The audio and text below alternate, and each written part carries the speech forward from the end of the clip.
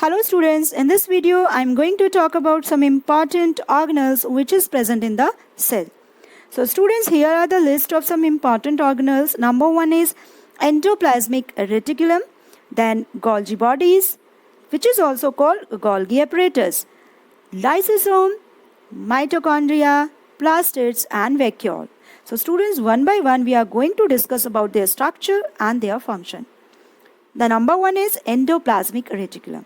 Students, endoplasmic reticulum is irregular network of membrane. सबसे पहले तो आपकी लर्निंग के लिए एक हम इसको डिसाइड कर देते हैं पोस्ट के साथ, मैन्युफैक्चरिंग यूनिट पोस्ट के साथ, राइट? अब स्टूडेंट्स, अगर हम इसको मैन्युफैक्चरिंग यूनिट का नाम दे रहे हैं तो मैन्युफैक्चरिंग यूनिट का काम क्या होता है स्टूडेंट्स? किसी एक पर्टिकुलर चीज़ को मैन्युफैक्चर करना. सपोज अगर एक क्लोथ की फैक्ट्री है तो वो क्या मैन्युफैक्चर करती है? वो क्लोथ को मैन्युफैक्चर करती है. तो इसी तरह से एंडोप्लाज्मिक रेटिकुलम को भी हम मैन्युफैक्चरिंग यूनिट का नाम देंगे. फिर हम देखेंगे कि एंडोप्लाज्मिक जो रेटिकुलम है वो क्या मैन्युफैक्चर करती है. तो अगर हम इसको एक पर्टिकुलर पोस्ट का नाम देंगे तो हमें ईजी हो जाएगा लर्न करना कि इनके फंक्शंस क्या हैं, राइट? तो इसलिए मैंने इसको नाम दिया है मैन्युफैक्चरिंग यूनिट का. अब हम देखेंगे कि ये क्या मैन्युफैक्चर करता है. तो ये देखने से पहले हम पहले इसका स्ट्रक्चर समझेंगे. It is an irregular network of membranes. ये इरेगुलर नेटवर्क ऑफ मेम्ब्रेन है. यहाँ पर आप देख पा रहे हैं irregular network of membrane type बना हुआ है यहाँ पे, राइट? और ट्यूब्यूल्स लाइक स्ट्रक्चर भी है इसके अंदर. You can see here in this diagram. और जो ये इरेगुलर मेम्ब्रेन्स हैं, राइट, इसकी जो ये कैविटीज़ हैं इनके अंदर फ्लूइड भरा हुआ है, right? Enclosing fluid in its cavity. और स्टूडेंट्स, जो एंडोप्लाज्मिक रेटिकुलम होता है ये दो टाइप का होता है, rough endoplasmic reticulum, smooth endoplasmic reticulum. तो ये फर्दर 2 कैटेगरीज में डिवाइडेड है endoplasmic reticulum. First categories RER जिसे बोला जाता है rough endoplasmic reticulum. Second one is SER जिसे बोला जाता है स्मूथ एंडोप्लाज्मिक रेटिकुलम. अब इन दोनों में डिफरेंस क्या है?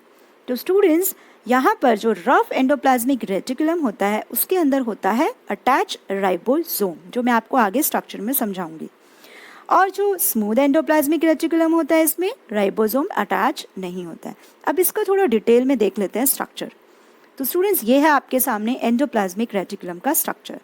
अब यहाँ देख पा रहे हैं कि ये न्यूक्लियर है. You can see here in purple, this is nuclear. और जो एंडोप्लाज्मिक रेटिकुलम है ये बिल्कुल न्यूक्लियर के साथ अटैच है, राइट? अब यहाँ पर जो ये रेड और पिंक लाइक स्ट्रक्चर आपको दिख रहा है ये स्टूडेंट्स होता है रफ एंडोप्लाज्मिक रेटिकुलम. ये होता है rough endoplasmic reticulum.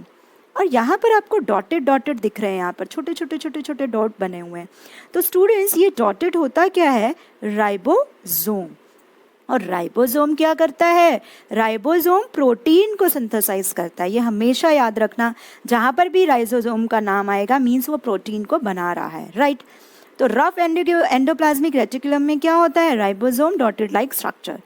Now you can see here tubules like structure. This is called the smooth endoplasmic reticulum, right?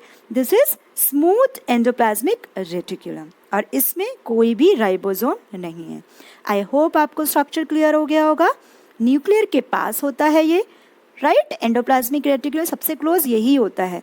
और यहाँ पर फर्स्ट नंबर जो ये दिख रहे हैं आपको ये RER है जिसको हम बोलते हैं रफ एंडोप्लाज्मिक रेटिकुलम. और सेकेंड वन है हमारे पास SER जिसको हम बोलते हैं स्मूथ एंडोप्लाज्मिक रेटिकुलम. और RER में राइबोसोम अटैच रहते हैं. I hope structure is clear. Now come to the function. अब स्टूडेंट्स, एंडोप्लाज्मिक रेटिकुलम को हमने कंपेयर किया था मैन्युफैक्चरिंग यूनिट के साथ. तो मैन्युफैक्चरिंग यूनिट के साथ हमने कंपेयर किया तो अब हम देखेंगे कि ये क्या मैन्युफैक्चर करता है. तो यहाँ पर स्टूडेंट्स, जो स्मूथ एंडोप्लाज्मिक रेटिकुलम होता है ये करता है फैट मैन्युफैक्चर. और जो एंडोप्लाज्मिक रेटिकुलम है मीन्स SER और RER दोनों इसके अंदर कंबाइन होकर ये फ्रेमवर्क देता है, यानी कि स्केलेटन देता है सेल को, एक स्ट्रक्चर देता है सेल को. और जो RER होता है वो हेल्प करता है transportation of protein, means protein को सिंथेसाइज करता है, मैन्युफैक्चर करता है, तभी तो ट्रांसपोर्ट करेगा. उसके बाद स्मूथ एंडोप्लाज्मिक रेटिकुलम जो करता है हेल्प करता है डिटॉक्सिफिकेशन में. अब स्टूडेंट्स, बहुत ही इंपॉर्टेंट पॉइंट है ये. हमारे लीवर के अंदर राइट। लीवर के अंदर स्मूथ एंडोप्लाज्मिक रेटिकुलम होता है और ये रेटिकुलम का काम होता है जो लीवर में जितने भी हार्मफुल केमिकल्स आते हैं, राइट, उनको क्या करता है, डिटॉक्सिफाई करता है ये। Okay, this is very important, ये हमें क्वेश्चन में भी पूछा जाता है, राइट। एंडोप्लाज्मिक, अगर नेक्स्ट पॉइंट है endoplasmic reticulum helps in formation of membrane of cell. ये फॉर्म करता है मेम्ब्रेन ऑफ सेल, यानी कि एंडोप्लाज्मिक रेटिकुलम का क्या काम होता है, जो सेल को मेम्ब्रेन देता है, यानी कि आउटर लेयर जो देता है ना, वो कौन देता है, एंडोप्लाज्मिक रेटिकुलम। इसीलिए इसको हम मेम्ब्रेन बायोजेनेसिस नाम से भी जानते हैं। इसको हम बोलते हैं स्टूडेंट्स, वेरी इंपॉर्टेंट पॉइंट है, बायोजेनेसिस। ओके, मेम्ब्रेन बायोजेनेसिस भी बोला जाता है क्योंकि एंडोप्लाज्मिक रेटिकुलम हेल्प करता है formation of membrane of cells. Now second one is the Golgi bodies, and students, this is also called the Golgi apparatus, right? And this organelle is present in plant and animal cell both. ये दोनों में ही present रहता है, plant cell में भी और animal cell में भी। And they are membrane bound fluid filled vesicles and flattened membranes stacked over one another called cisternae. इसका structure students कुछ इस तरह से होता है, यहाँ पर flattened मेम्ब्रेन्स होती हैं, एक दूसरे के ऊपर स्टैक्ड रहती हैं, पैरेलल टू ईच अदर रहती हैं, और यहाँ ये होते हैं वेसिकल्स, ये राउंड राउंड जो गोल गोल बने हुए हैं ये फर्दर होते हैं वेसिकल्स। यहाँ पर नाम दिया ना वेसिकल्स, ये होते हैं वेसिकल्स। और ये फ्लैटेंड जो मेम्ब्रेन्स हैं स्टैक्ड है ओवर वन अनदर, इनको नाम दिया जाता है सिस्टर्नी, इसको बोलते हैं सिस्टर्नी, राइट। तो स्टूडेंट्स इनमें सिस्टर्नी बोला जाता है, आप यहाँ डायग्राम में भी देख सकते हैं, ये गोल्जी एपरेटस का डायग्राम है, यू कैन सी हियर। यहाँ पर फ्लैटेंड देखिए आप, ये एक दूसरे के ऊपर स्टैक हैं, और ये जो गोल गोल बने हुए हैं ये होते हैं वेसिकल्स, इसमें फ्लूइड भरा रहता है, राइट। और इन्हीं सभी स्टैक के ग्रुप को क्या नाम दिया है, सिस्टर्नी का।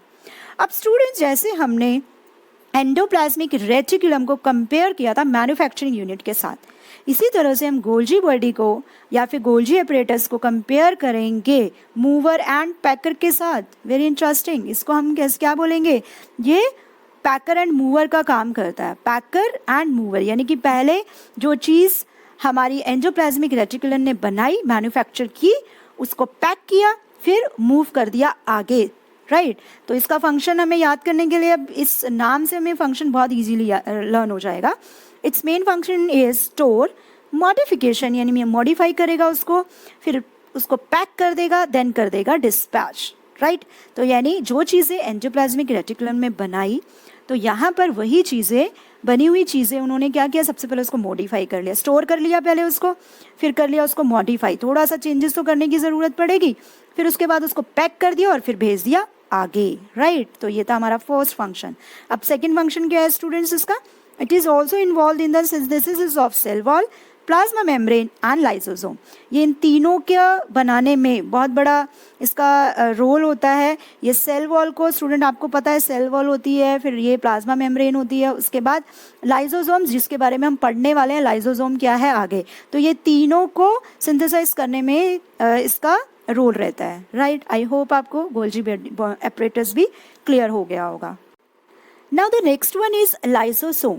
सो स्टूडेंट्स लाइसोसोम को हम कंपेयर करेंगे गार्बेज बैग के साथ या फिर डस्टबिन, राइट। और हम लाइसोसोम को सुसाइडल बैग भी बोलते हैं। अब देखेंगे क्यों हम इसको गार्बेज बोल रहे हैं, क्यों हम इसको डस्टबिन बोल रहे हैं, सुसाइडल बैग बोल रहे हैं, ऐसा क्यों। तो स्टूडेंट्स देखिए जो लाइसोसोम होता है, you can see here in the structure, this is lysosome, right. और ये दोनों ही सेल में प्रेजेंट होता है, प्लांट में भी होता है और एनिमल सेल दोनों में प्रेजेंट रहता है, ओके।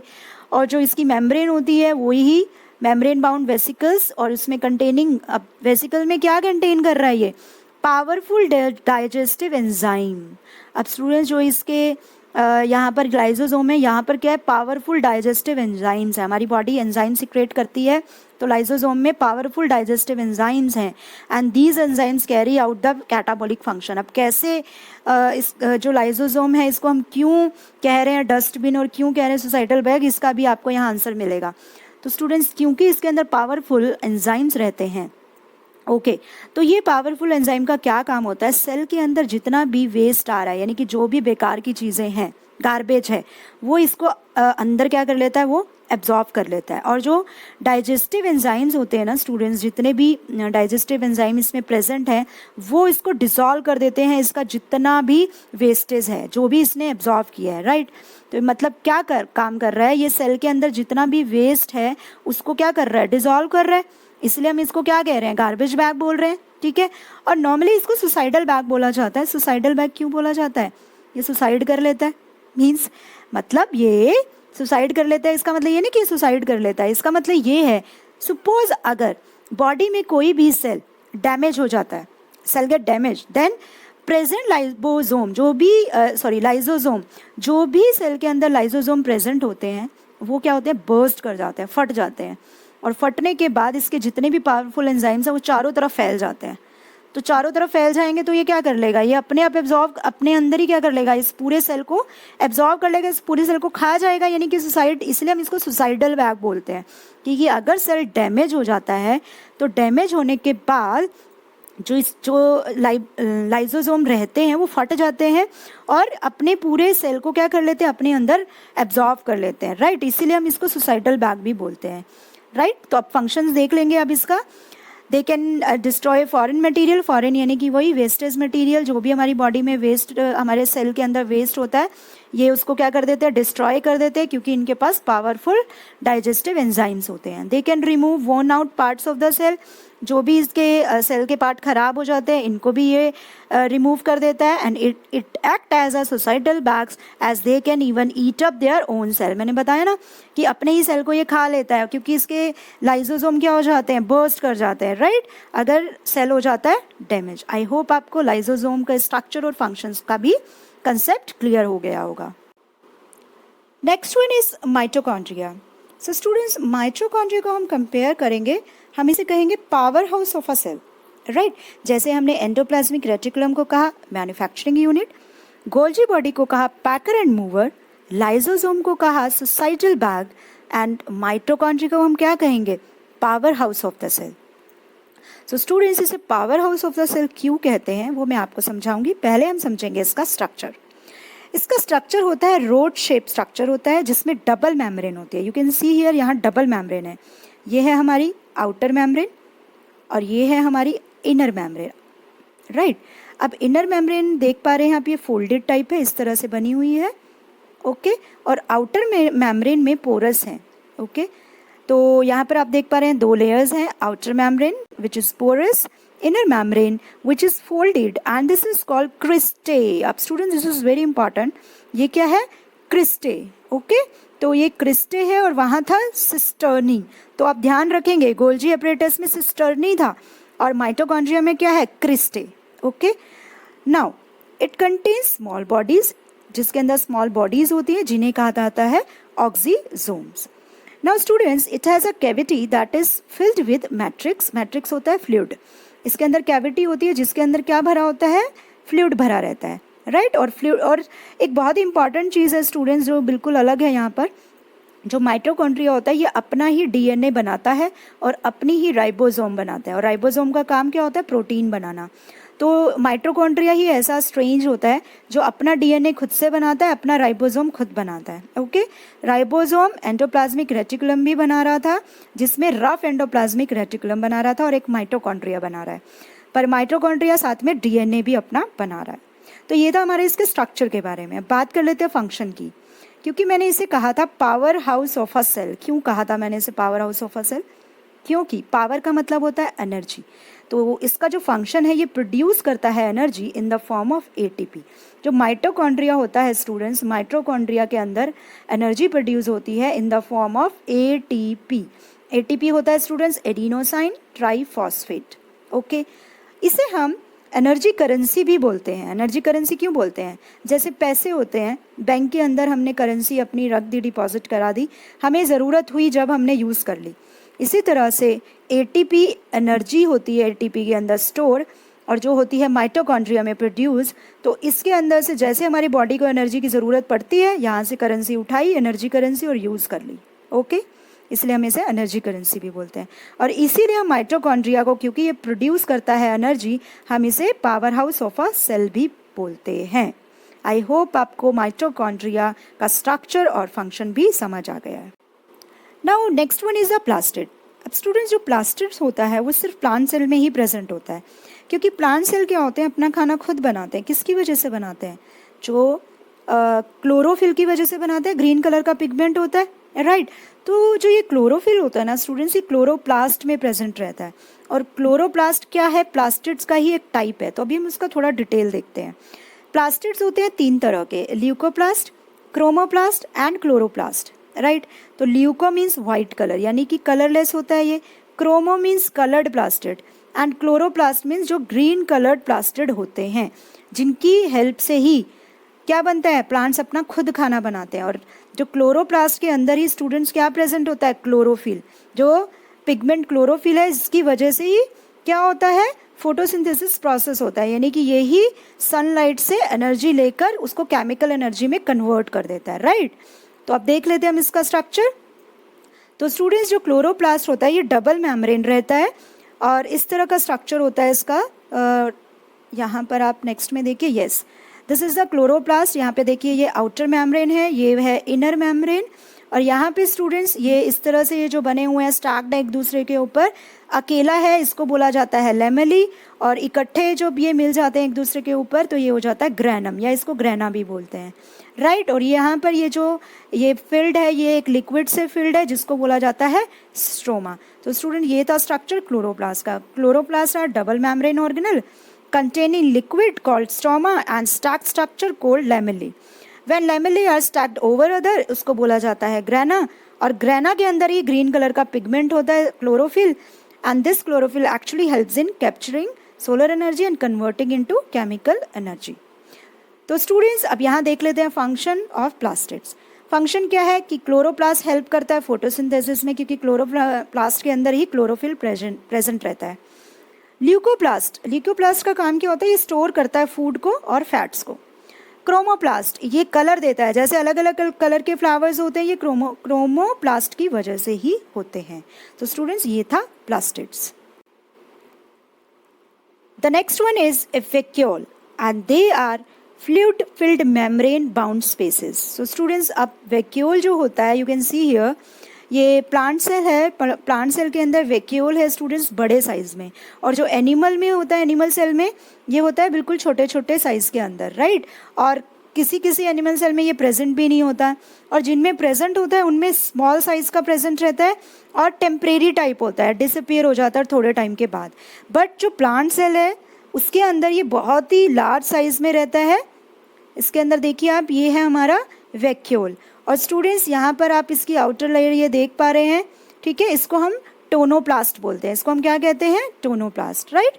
तो यहाँ पर देखेंगे आप, दे आर फ्लूइड मेम्ब्रेन होता है, इसमें भी फ्लूइड रहता है। They are prominent and large in plants, ये लार्ज रहते हैं प्लांट्स के अंदर। But in animal cell they are either absent और if present they are small and temporary, जैसे मैंने आपको बताया। And in animal cell it helps in storing substances, animal cell के अंदर इसका क्या काम होता है, सब्सटेंसेस को स्टोर करने का। And in plant cell vacuole are large and permanent, जो हम ऑलरेडी डिस्कस कर चुके हैं। Outer membrane is called as tonoplast, मैंने आपको डायग्राम में भी बताया कि जो आउटर मेम्ब्रेन होती है उसको कहते हैं टोनोप्लास्ट। और and it's filled with fluid, और जो इसके अंदर फ्लूइड भरा रहता है उसे बोलते हैं सेल सैप, राइट। अब देख लेते हैं इसके फंक्शन के बारे में।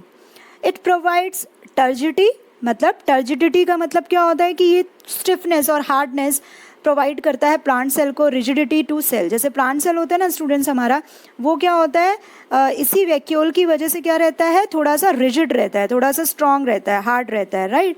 एंड इट स्टोर सब्सटेंसेस, ये सब्सटेंसेस को स्टोर करने का काम करता है।